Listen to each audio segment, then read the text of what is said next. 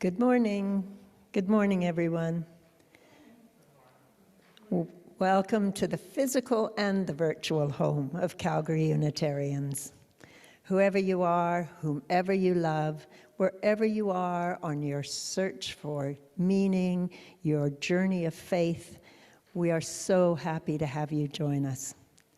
If you're visiting for the first time or the first time in a long time, please know we're grateful to have you with us.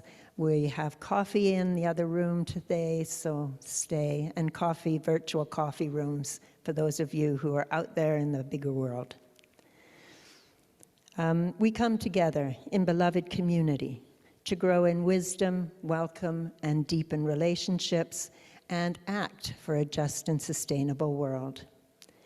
And we start, as always, by acknowledging the land on which we're gathering, the land that supports and sustains us, and for whom we are also responsible.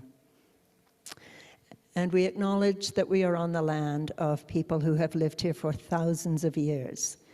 The people of the Blackfoot Confederacy, the Siksika, the Piikani, and the Kainai First Nations. Also the Tsuut'ina First Nation and the Stoney Nakoda peoples of the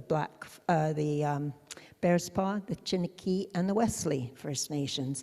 And also Southern Alberta is home to Métis Nation of Alberta, Region 3, and they are centered here in Calgary. This place was called Mcmaster by the Blackfoot people, the elbow, the place where two rivers meet.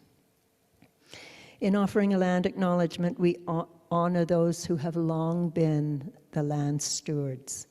And we accept our shared responsibility for being good caretakers. We of the Treaty 7 region of Southern Alberta, which was signed September 22nd, 1877.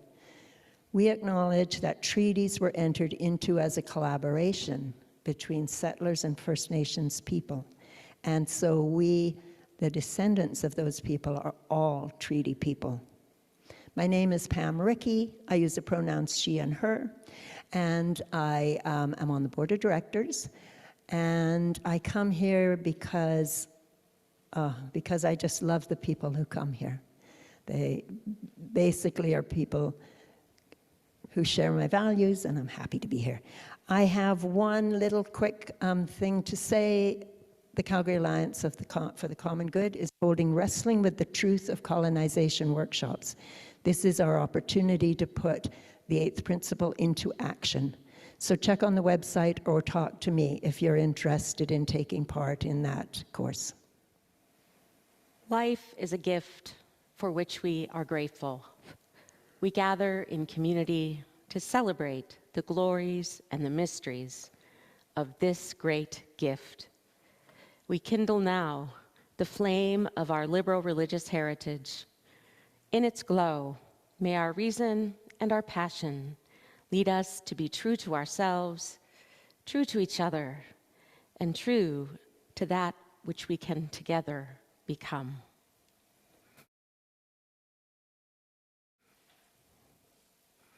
Good morning, everyone. People, woo, there's people here. Good morning. Let's try that again. Good morning. Woohoo! Good morning, everyone online. We're happy you're with us.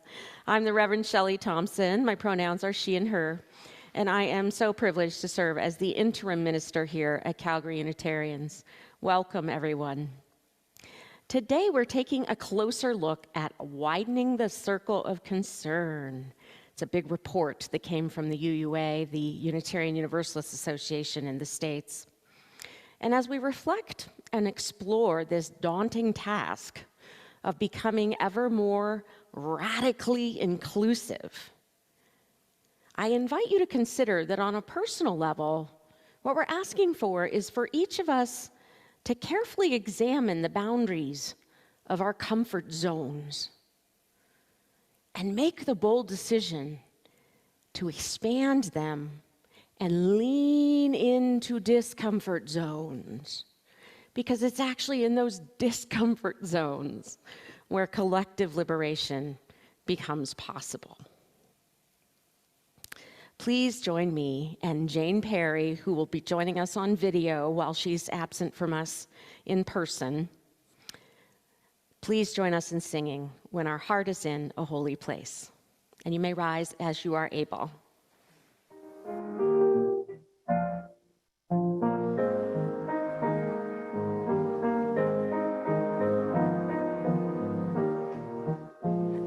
When our heart is in a holy place, when our heart is in a holy place, we are blessed with love and amazing grace. When our heart is in a holy place, when we trust the wisdom in each of us, every color, every creed and kind, and we see our faces in each other's eyes, then our heart is in a holy place. When our heart is in a holy place, when our heart is in a holy place, we are blessed with love and amazing grace. When our heart is in a holy place, when we tell our story from deep inside, and we listen with a loving mind, and we hear our voices in each other's words, then our heart is in a holy place. When our heart is in a holy place, when our heart is in a holy place, we are blessed with love and amazing grace. When our heart is in a holy place, when we share the silence of sacred space, and the God of our heart stirs within, and we feel the power of each other's faith, then our heart is in a holy place. When our heart is in a holy place, when our heart is in a holy place, we are blessed with love and amazing grace. When our heart is in a holy place, when our heart is in a holy place. I can see some lovely waving going on. Hello, everyone who are both online and in person. I see those hands. It's lovely to see all of you this morning. I'm Sheila Mcmaster, Director of Religious Education. And as Reverend Shelley was just saying, we're talking about widening the circle. How can we invite people in to our circle? And I have a story to share with all of you about some chickens who struggled with inviting in some capybaras into their space, into their circle, with some surprising results. And I have to say, one thing that surprised me is, what are capybaras? So first, I'm going to share that with all of you. Here we go. This is what a capybara looks like. And so they're from South America, and they look a bit like a cross between a beaver and a guinea pig. And they are very fun. They are considered the largest rodent in the world, and they're herbivores, and they can eat up to 3 kilograms of plants a day. They're very social and playful and amazing swimmers. So they can hold their breath for up to 5 minutes, and they can even fall asleep in the water with just their noses poking out. And one thing that capybaras and chickens share is they're both delicious. And so Capybaras are the favorite food of anaconda snakes and jaguars and eagles and piranhas. And in Venezuela, capybara is part of the traditional meal that happens before Easter. So they're very much in demand. But don't worry, in our coming story, I promise you no chickens or capybaras get eaten. And so this story is a favorite of Reverend Shelley's, so she recommended it. And I've translated it from its original Spanish. So when I bring up the story here, it is still in Spanish, but I have translated it. So we'll be able to share it with all of you. Here we go. The Capybaras by Alfredo Sodergut. All right. This was a safe and agreeable place. Life was comfortable and everyone knew what they were supposed to do. Until one day, the capybaras came. No one knew them. No one expected them. But the capybaras couldn't go home because hunting season had begun. To be allowed to stay, there were lots of them. They were hairy, they were wet, they were too big. No, there was no room for them. But yes, hunting season had begun. And to be allowed to stay, the capybaras had to accept some rules. Number 1, don't make any noise. Number 2, don't come out of the water. Number 3, don't come near the food. And number 4, don't question the rules.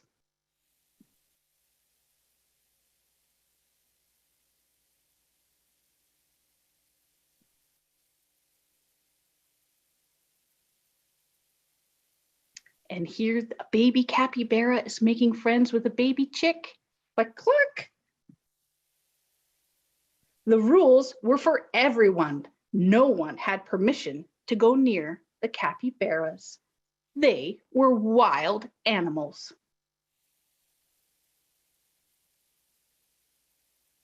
Oh no, but here, a baby chick is being chased by the dog. Woof. And here, the baby chick is saved by the capybaras. And so then everything changed.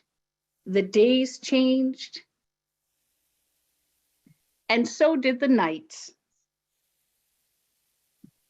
Hunting season ended, and the capybaras expressed their gratitude for being given refuge and got ready to leave. And that year's hunt hadn't gone well.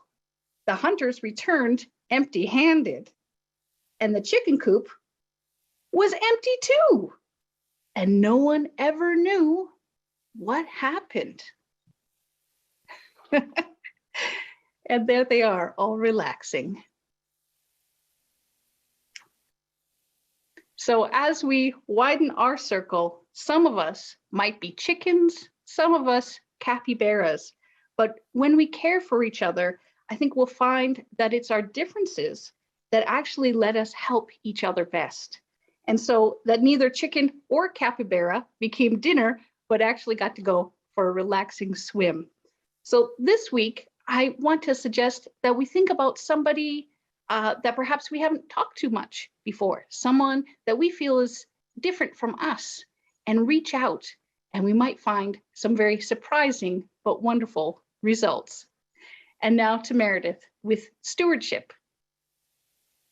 Hi, I'm Meredith Simon from the Stewardship team, and this is that stewardship time of year again. You will receive your pledge packet in the mail again this year within about 2 weeks. When you get it, please take time to reflect on what Calgary Unitarians means to you and how this congregation enhances your life. Then consider how you can support our beloved community with your pledge for the coming year. We all recognize what an unusual time we are in, but please consider being as generous as you can. Remember that a pledge is an intention. It's not written in stone and can be changed if circumstances change. Be sure to join in our service in 3 weeks from now on March 20th. This is our commitment and celebration Sunday, when we invite you to send in your pledge if you haven't already by that time. The following Sunday, March 27th, is our draw for the gift basket date. To be eligible for this wonderful gift basket, you must have your pledge in by Saturday, March 26th. The brochure in your pledge packet has all the information you need to send in your pledge however it works best for you, electronically or by mail. Our theme for this coming year is connecting with community. I am firmly committed to this congregation and all the ways we connect, both within our congregation and in the larger community. Among others, consider our excellent lifelong learning programs, opportunities for both kids and adults, and our most amazing music program. As for outside, we have close connections with Calgary Alliance for the Common Good, the Canadian Unitarian Council, and more. I am particularly committed to our congregation as a voice of liberal religious faith, so needed in the community in which we find ourselves. So from all of us on the stewardship team, watch for your pledge packet coming in the mail and think about how you can connect with our beloved community. Connect by joining in our activities with your time, your talent, and also your dollars. Thank you. Stewardship team, woo! Going to be seeing good things from them. Watch your mail. They do a beautiful brochure. We're going to have testimonials every week. It's just amazing what they do. I call this the season for the reasons why we're here. All of the good things that we do together and all of the ways that we are blessed when we share a community like this one. Now I am going to share with you an excerpt from the Canadian Unitarian Council, the annual meeting. Their keynote address in 2013 was one of my professors and beloveds, Reverend Dr. Mark Morrison Reed. He's in Toronto. Hopefully many of you have heard of him or read some of his books or met him even if you're lucky. He's a delightful, amazing, very committed Unitarian Universalist. And he has been working on radical inclusion for decades. So he gives in this talk, which is available on the CUC website, I recommend it. It's a good history of what struggles we've had with diversity and inclusion in Unitarianism and Universalism throughout Canada, going way back to the 1800s. What are some of the things we've tried and failed at? Where are some of our successes? What's been going on in the Canadian story where this is concerned? So I highly recommend that. And then he tells us at the end, he says, what do we find when we compare the ways we've succeeded in becoming diverse to the ways we've not? There were champions inspired by a vision rooted in Unitarian principles. When we succeeded, we think about the LGBTQ plus movement and how we became welcoming. We didn't start that way. We became welcoming to the LGBTQ plus community. There was an intention to change, which was built upon persistent effort. That intention to change is so important. That's what the chickens learned in our story. You actually have to change and do things differently and be willing to be something more and different than you were before. And he tells us it took decades. When we succeeded, it took decades as we became familiar with the other and comfortable with change. And what of the approach avoidance behavior he talked about? He tells us there's just certain things like diversity and inclusion and, oh, dear heavens, please don't say white supremacy culture. We don't like to talk about it. It's uncomfortable. It makes us feel slightly implicated, doesn't it? So Sometimes we'd rather not talk about it, but that's just a way of being complicit with it. So he tells us, does that avoidance, does it reflect that we understand what we ought to do and even want to do, but lack the knowledge how to? Perhaps lack courage as well? Or is it because we fear the repercussions? Those are some good questions, leaning into that discomfort of considering those questions. Do we not know how? Do we lack courage? Or are we scared of what's going to change? Repercussions? We cannot be open and welcoming of difference and think that we will stay the same. Is that what we expect? If we're only seeking a change in appearance, but not substance, we're saying to those who would join us, assimilate, and we will accept you.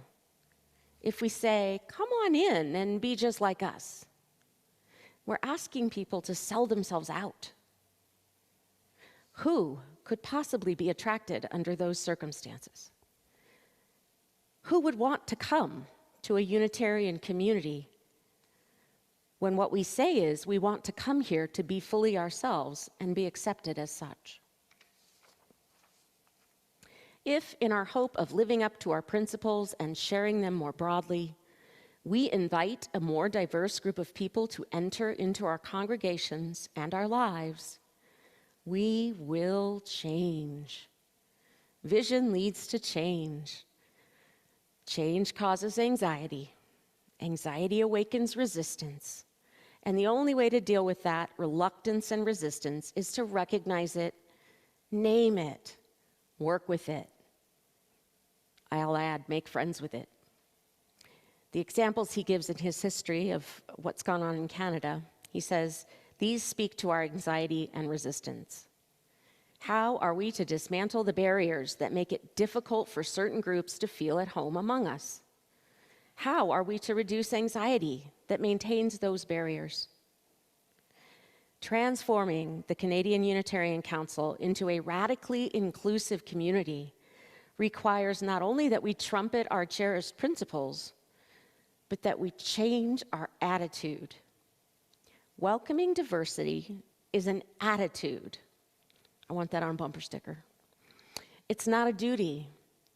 It's an eagerness.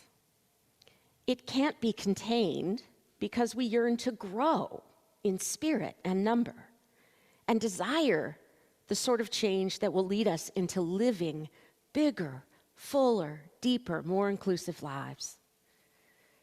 What is asked of us? A level of honesty we have until now shrunk from. A way of being rather than believing. A way of acting rather than espousing. Being what? Open, accepting, responsive and flexible rather than opinionated, critical, and earnest. Let us seek connection. Follow curiosity. Let our eagerness to learn and change and grow and spread liberal religion run wild. Now is the time for lighting our candles of care and concern. We ask all of the love, faith, and hope of the universe to abide with us and flow through us. In good news, Jocelyn tells us that her husband, Yaw, has made positive progress in his cancer healing journey. To that, we always say, huzzah, huzzah for healing journeys. Happy birthday to all of our February people. We have one right here. My best friend Kelly has her birthday today. Yes, we're Kelly and Shelley. And we're only a month apart in age.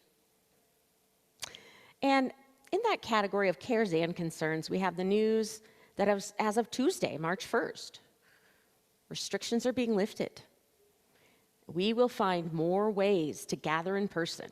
This is exciting for a lot of us. And for those of you who still aren't able to do that because of health concerns, we are going to continue to do everything hybrid so that you can always join us from home whenever possible. And soon the kids are coming back. I can't wait that the children are going to be here again with us so they can come participate in story time. We've been hogging the stories all to ourselves. We need to share them with the kids.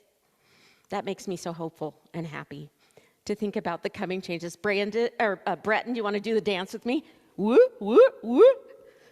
Come back in person. Woo. We're excited. It's good news. It's good news.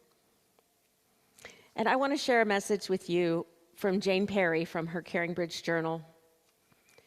She is so much on our hearts all the time now. She says, "My job is to rest up and get well and provide humor where I can. Cora has taken on the jobs of everything that supports my healing process. We do it together. And this is the power of two. God bless the at-home caregivers.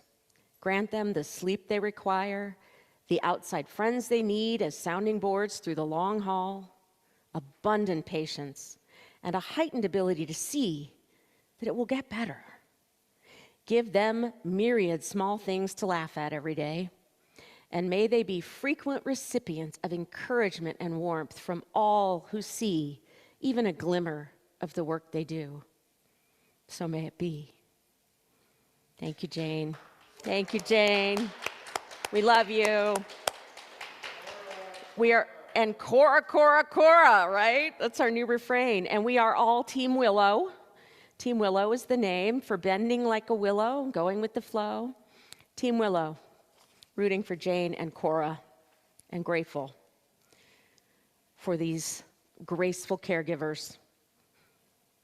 We will continue to bring Jane with us into worship. We know we miss her in person, but we have lots of videos of Jane playing for us. So we're going to continue to have her with us and honor all of her ministry to us over the years and sing with her and sing back to her during this time of her recovery. So we're going to light a candle for all the joys, all the celebrations, the good news, for all the wonderful people who give us so much, the blessings of love and caregiving, warmth and kindness and compassion, all the cheerleading for healing. We're so grateful. And a candle for all that we carry in our hearts, the sadness, the concerns, those anxieties and worries, so much we cannot control. Help us be comforted by each other's presence when all we can do is love one another. And a candle for this world of ours, all of humanity. We know so many are suffering. The Ukraine, Afghanistan, Libya, so many places. The United States border continues to be a place of contention where so many are seeking refuge from life-threatening dangers and are finding it difficult to be welcomed.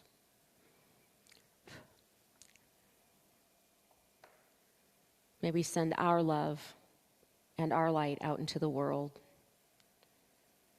knowing that it is much needed and very gratefully received. And now let us join Jane as she sings to us. Let us sing back to her, "I'm sending you light."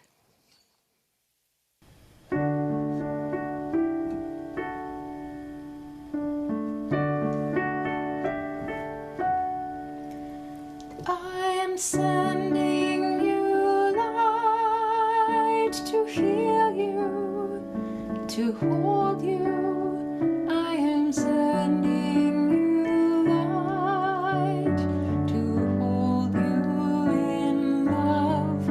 I am sending you light to heal you, to hold you. I am sending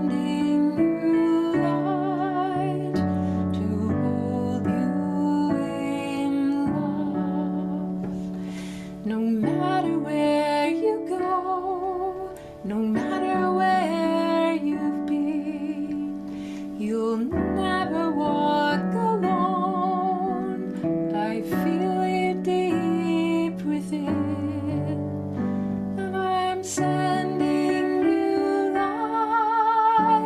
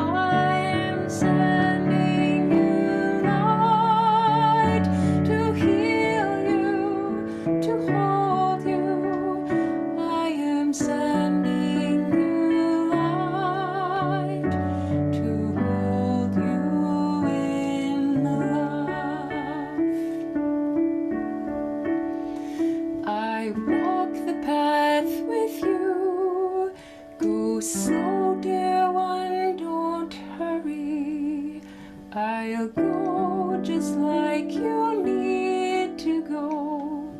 There is no need to worry. I am sending you light to heal you, to hold you. I am sending you light to hold you in love. I am sending you light to heal you, to hold you. I am sending you a light to hold you in love. I love that great big hug every time. It's wonderful. Thank you. Well, it's almost International Women's Day, so I want to start us today with a quote from Frances Ellen Watkins Harper. She's an African-American woman who lived in the mid-19th century. She was an abolitionist, a poet, an activist, an extraordinary woman, way ahead of her time. She said, "We are all bound up together in one great bundle of humanity, and society cannot trample on the weakest and feeblest of its members without receiving the curse in its own soul." When Reverend Dr. Martin Luther King went to address the nation, he was inspired by Frances to talk about that inescapable network of mutuality. He got that idea from Frances. We are bound up together in one great bundle of humanity. Widening the circle of concern. It's an old concept. There are old poems that talk about it. I'm not sure where it originated, but it's been with us for a long time. I think most humans at one time or another have dropped a pebble into a pond and watched those circles widen. And that fires up our imagination, doesn't it? As a theological concept, it sounds grand and noble, doesn't it? Well, this one is highly aspirational, as is all of our principles. So it's better to say that we Unitarian Universalists are actively working on widening our circles of concern to become ever more radically inclusive. We're working on it. It's a goal, both today and in the short term and forever. The rest of our lives we'll be working on it. It's a big ask. It's a big ask. And we do need help with this. There are no humans that are just naturally wonderful at this. We're not much better than the chickens, actually, in usual circumstances. So we have to try hard. We have to have that attitude of welcome. So it's really good news that we actually do have a guidebook from the Unitarian Universalist Association, the Widening the Circle of Concern report from the UUA's Commission on Institutional Change. Now, perhaps not many of you know the story of how this report came to be. Do any of you know that story? No. It makes it evident why it's so important. I quote from the report, "At the New Orleans General Assembly in 2017, the UUA Board of Trustees announced and chartered the Commission on Institutional Change. The charge given was to conduct an audit of the power structures and analyze systemic racism and white supremacy culture within the Unitarian Universalist Association and its member congregations." They tell us that the Commission on Institutional Change is charged with supporting long-term cultural and institutional change that redeems the essential promise and ideals of Unitarian Universalism. We need to redeem the essential promise and ideals of Unitarian Universalism. Well, the commission is comprised of really extraordinary individuals. Their biographies are in the report. They did this hard work. They sought out testimony. They did huge amounts of research. And they completed this major report in 2020. And they tell us their report is a starting point. This huge report is a starting point. The process of truth and reconciliation. Ooh, we know those words, don't we? It's important here in Canada. Truth and reconciliation within our faith as we strive to create systemic change. In keeping with our new 8th principle, we're just beginning to discover what being accountable for systemic change looks like in practice. What does it mean? How do we do this? It sounds hard, because it is. The Widening the Circle Concern report and study guide, there's a study guide, woohoo! They're meant as a blueprint that will point us in the right direction as we undertake this journey of transformation. And as I have said before, we talked a little bit about the Canadian Unitarian Council is working on implementing Widening the Circle, applying all of those same concepts and recommendations to the Canadian Unitarian Council as an institution. And then they're teaching Teach the Teachers, a facilitators training that several of us are going to take. Pam's going to be there with me. And those of us who are able to do those big trainings, we're going to bring it back and be the team that can guide and give all that information to everyone here at the congregation so we can work on this together going forward. Because it affects every aspect of our church life. And it's important that each and every one of us, this is our congregational polity, which means that we respect our ability to make values-based decisions about this community and how we act together.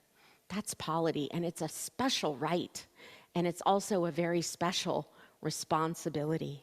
So we'll be talking a lot about the responsibilities of congregational polity when we talk about widening the circle. I'm so excited about this because I know we're going to be good at it.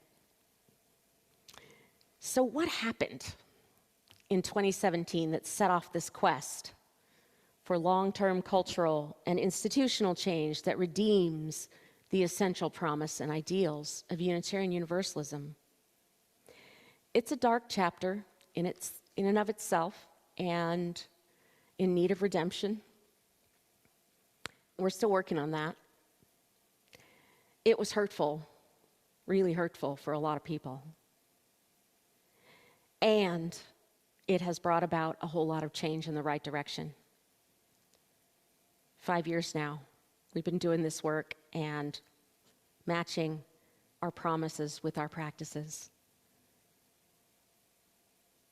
And we want to remember that while this was all going on in the Unitarian Universalist Association, it was then and still is a part of the national American climate that is so rife with racial tension and division, and with an ever-increasing demand for more accountability throughout our society, the good news. So we're seeing so much backlash because we're pushing harder for accountability. For Canada, it's truth and reconciliation where we focus those energies. The truth part, wrestling with the truth of colonization. In the very first session of this training program that is remarkable, and I highly recommend you come and join me because I'm excited to take it. Very first session says, if you're feeling fragile and you think you might be overly offended when we talk about white society being culpable, please don't come. Please don't come, you're not ready. We'll welcome you when you feel more ready. The truth is where we start. Got to lean in to that discomfort. Sometimes we say it's part of our job to comfort the afflicted and afflict the comfortable. Wrestling with the truth of colonization will do that for us. So we're working on that here in Canada too. But in 2017, there was what is now known as the hiring controversy. This was in the southern region. The UUA has 5 regions. the southern region, where they were attempting to fill the leadership position of head of congregational life staff. For us up here in the Canadian Western region, Joan Carolyn, whom some of you know, I hope, she is our congregational life staff person. The person doing the hiring was Reverend Scott Taylor.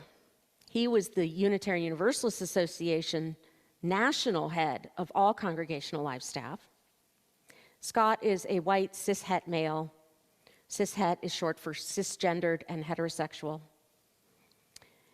And he's actually the creator of the Soul Matters worship packets that we use for worship themes and for small group ministry. And just one side note, I asked this as a question. It's interesting to me that in our Soul Matters packet called Widening the Circle this month, there's no mention of the hiring controversy or the report. I just find that curious. I would be interested to see what Scott has to say about that. So it was his decision. There were many applicants, and the decision was announced that a white cis-het male minister who did not live in the region was hired for that role. There are no personal or professional objections to this person. He's a lovely man. He's a nice minister. He didn't do anything wrong. However, one of the other candidates, an incredibly brave, incredibly bold hero of Unitarian Universalism, Christina Rivera. She's a female Latina religious educator. She's been a religious educator for decades. She's extraordinary. So gifted, so talented. And she lives in Charlottesville, Virginia. Lived in Charlottesville, very much the southern region for her whole career. She received a polite rejection stating that she was not a good fit for the role. In response to this, she wrote an open letter to the UUA board, questioning not just their decision in this instance, but their hiring practices in general that have led to a strong pattern of discrimination and disparity, resulting in most of the leadership nationwide belonging to white male ministers in 2017. But her letter was presented very respectfully. It was that truth-telling. This is the truth. These are the realities. Here's the statistics. What's up with that? That's not our values. We need to look at this.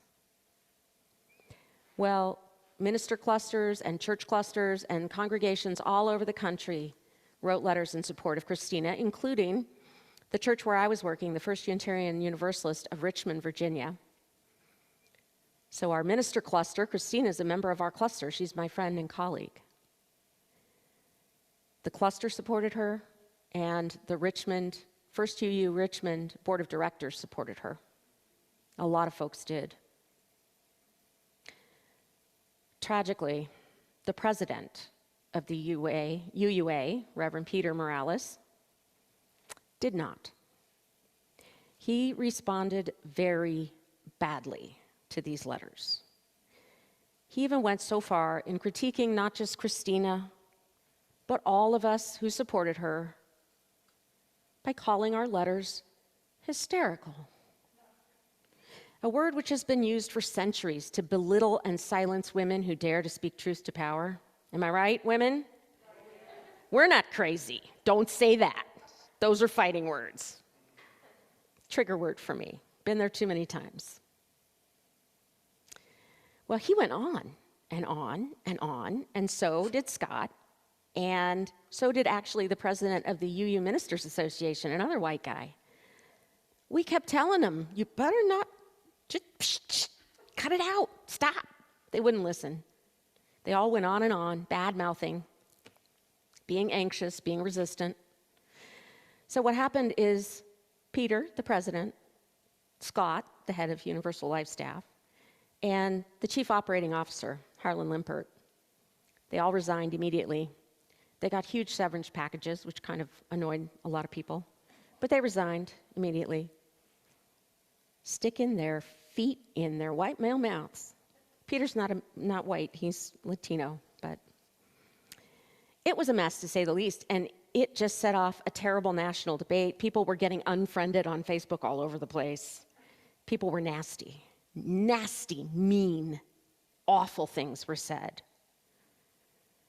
3 interim co-presidents were appointed, all African American: Reverend Sophia Betancourt, William Singford, and Leon Spencer.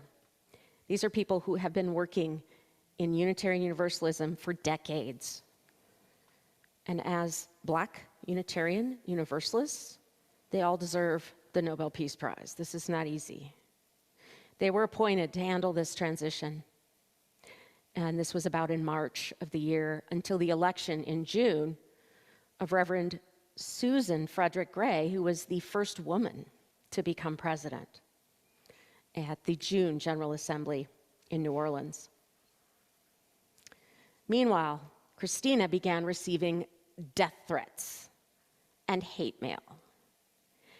And this was directed not only at her, but at her children. And these letters started showing up in her mailbox at work. So to go into work and pull out the mail and find someone attacking her children was just,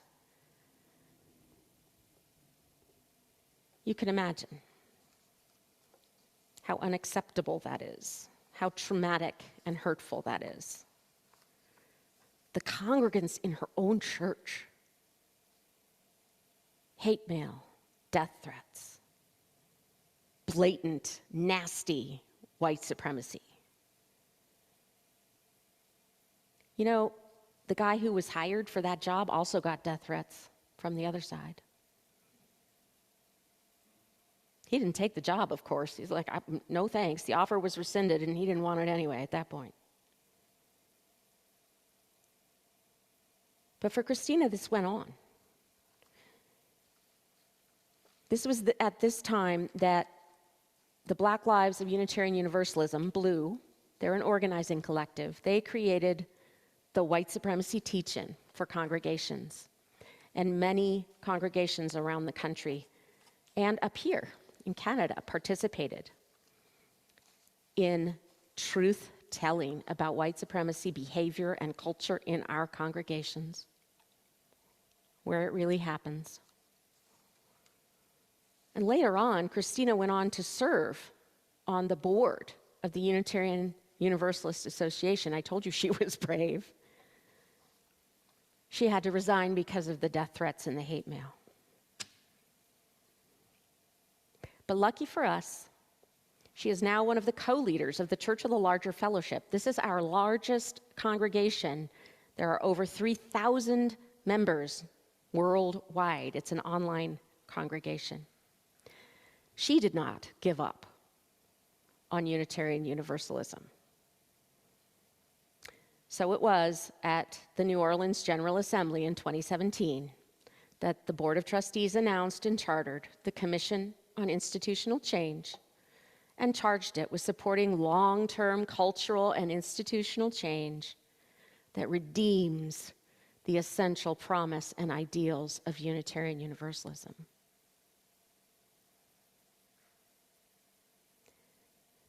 The full report is available on the UUA website.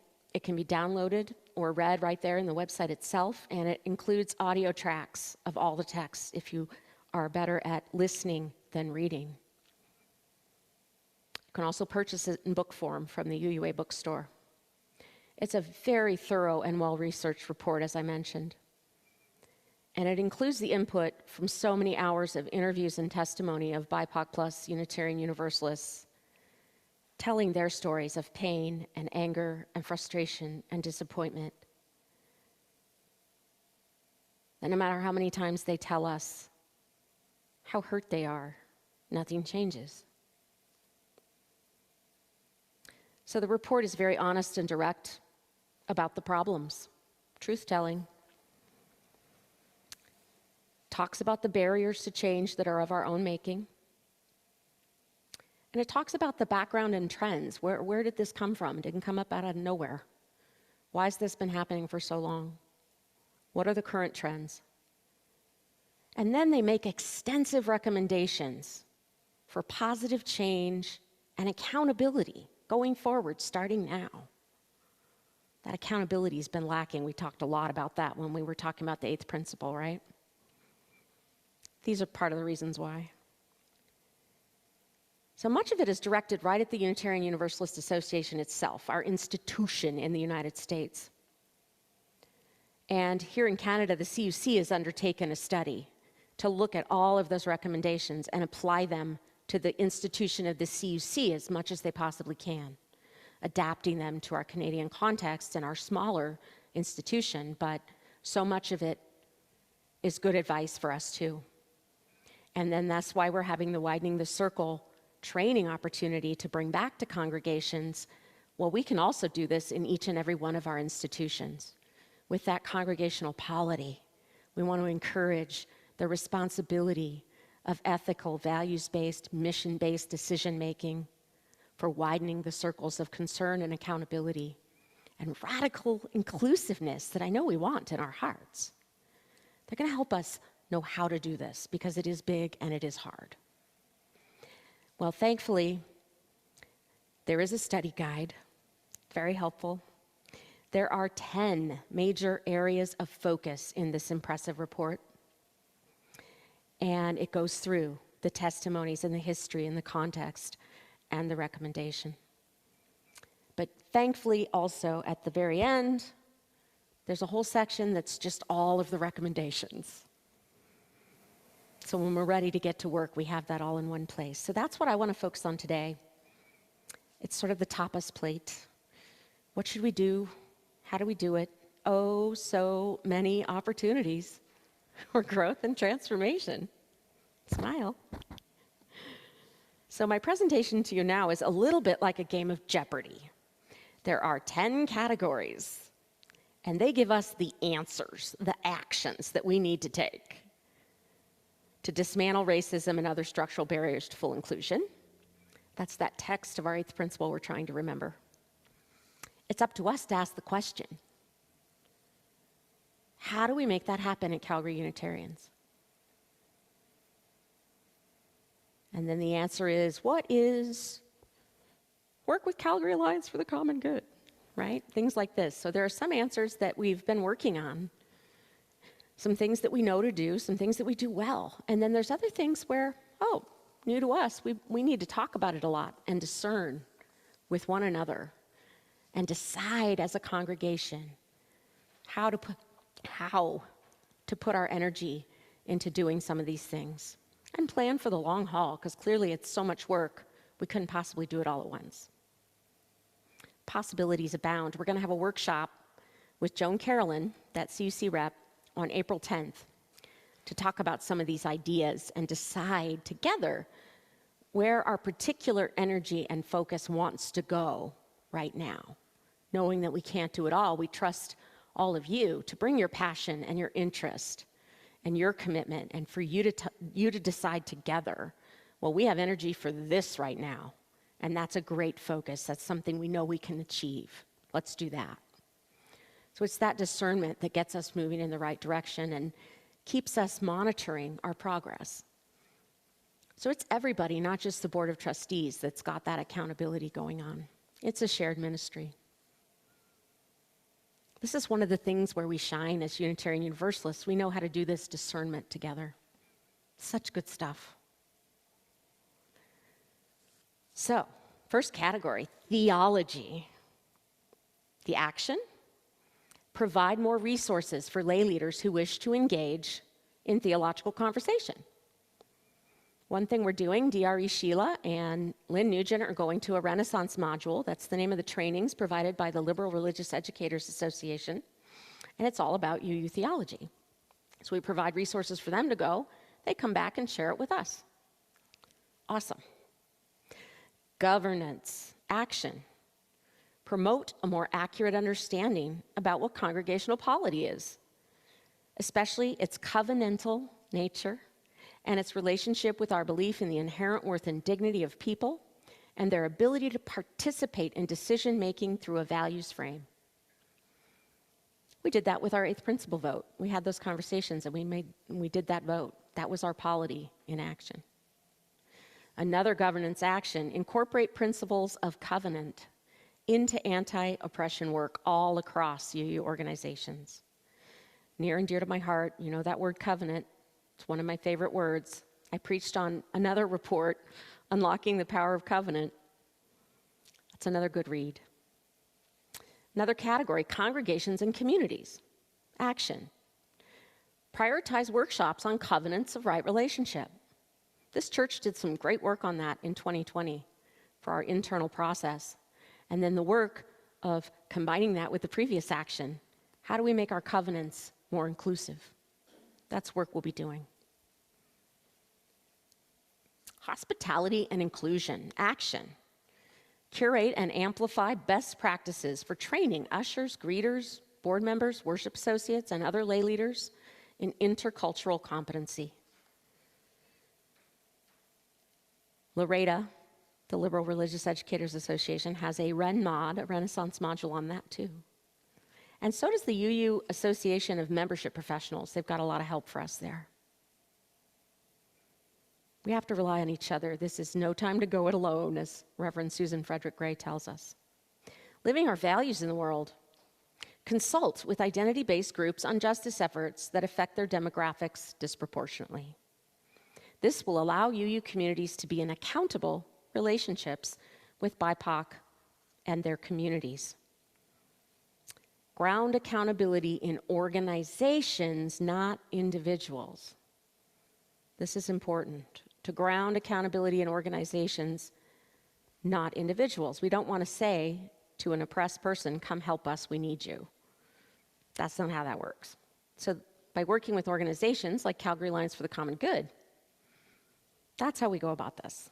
So that's something we know we've done some really great work with, and we're going to continue to do. It's a bring it back approach so that everyone can participate. Even though not everyone can go out and do that, the people who do will bring it back and share it for that discernment process for everyone to participate in. And they recommend we articulate the faith basis of our justice work within our communities and larger world. You've heard me preach this, my dear ones. We are a faith and mission-based religious organization. We don't have the same individual theologies, but we have the same process theology of shared covenant, shared values, shared belief in working together for the common good. You don't have to call yourself a Unitarian Universalist, but Calgary Unitarians represents itself as a Unitarian Universalist faith community in Calgary. Understanding that those are works of faith when we go out there. Those are works of faith we're doing. For religious professionals, re-examining compensation guidelines is important, especially as this congregation is getting ready to call a new minister. There's been a strong disparity between ministers and all the other staff in congregations. How do we work for economic justice in our own congregations? Educating for liberation. Develop training in inclusion, equity, and diversity for all the leadership. That's a really great goal. It's going to take some time, but we're going to work on that. Innovations and risk-taking. Provide learning circles and virtual learning circles for white people who want to caucus and learn how to be accountable together. It's a good place to learn with other white people. And then we also offer IBPOC caucuses. The CUC has these support groups. The church in Vancouver has them, and we're working on that to expand that to the Western region so that we can support all of us who are members of IBPOC communities and identities. Restoration and reparations. Develop resources for skill building in dealing with conflict. Require competency in these skills. It's important. We don't want to run from that. We want to learn how to deal with conflict constructively so that we come out the other side still connected. Accountability and resources. They request, again, we have polity, they request that all Unitarian Universalist organizations examine their commitment to equity, inclusion, and diversity and include such a commitment in their bylaws, we can vote on that. We can talk about that. Bring that to our polity circles. Those are the 10 categories. Lots of work. Those are just a couple of suggestions for each of them. They have many. It's not the end, but the beginning. It's a place of hope from which to move forward.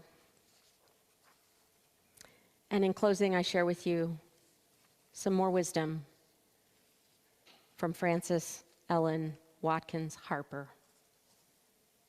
In the new era of your life, bring love for hate, peace for strife. Amen. Ashe. May it be so.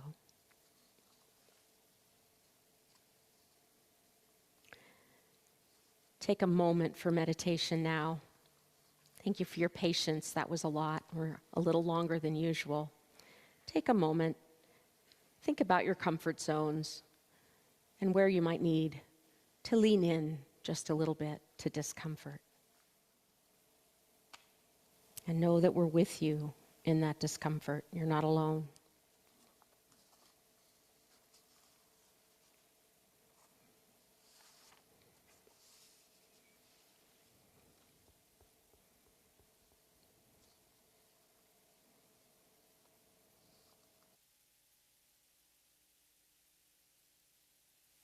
Some meditation music to continue that process.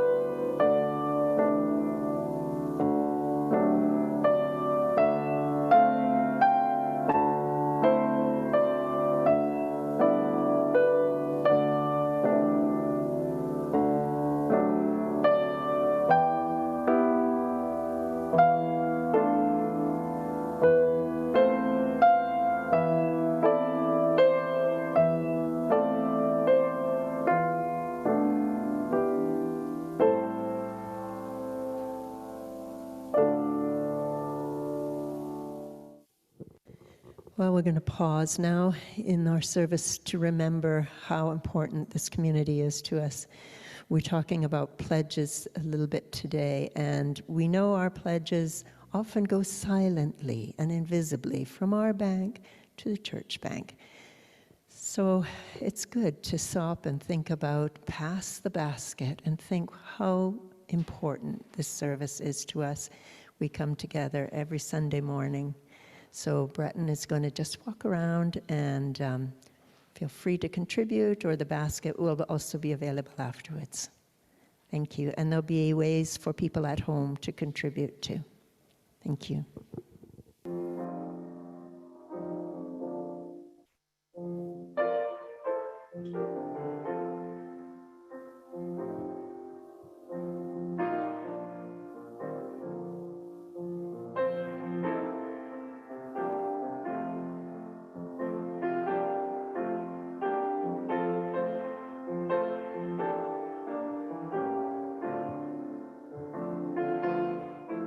Our For Others is the sharing our faith, where last year we got a grant to get a lot of this technical equipment so that we can spread our faith beyond our walls. So that's who the For Others donations will be going to. Thanks.